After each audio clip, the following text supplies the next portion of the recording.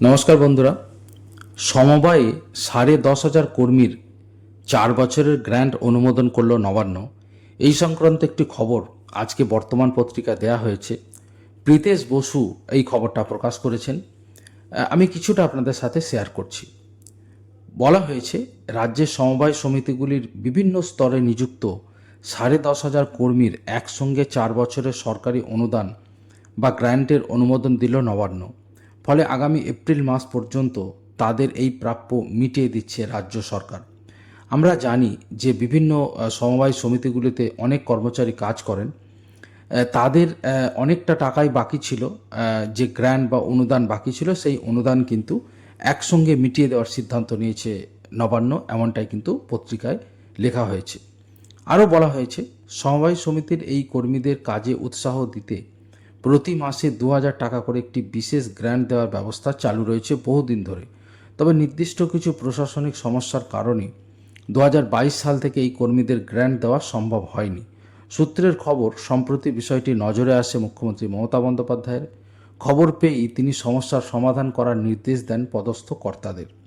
এই কর্মীদের বকেয়া মেটানো নিয়ে তৎপরতা শুরু হয় নবান্নে এবং সমবায় দপ্তরের অন্দরে।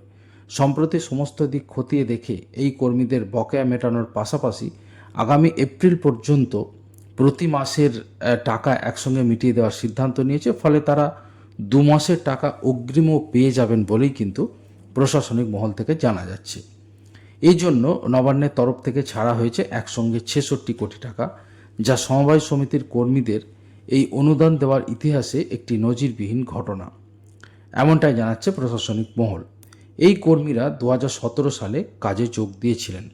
এই বিষয়ে রাজ্যের সমবায় মন্ত্রী প্রদীপ মজুমদার বলেছেন, বর্তমান রাজ্য সরকার সমবায় ব্যবস্থাকে জোরদার করতে একাধিক পদক্ষেপ নিয়েছে।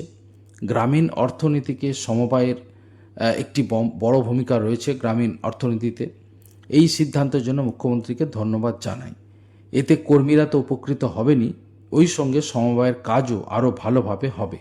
এই সিদ্ধান্তের জন্য মুখ্যমন্ত্রীকে ধন্যবাদ জানিয়েছেন তৃণমূল কংগ্রেসের রাজ্য সম্পাদক ও সমবায়ের দায়িত্বপ্রাপ্ত নেতা আশিস চক্রবর্তীও।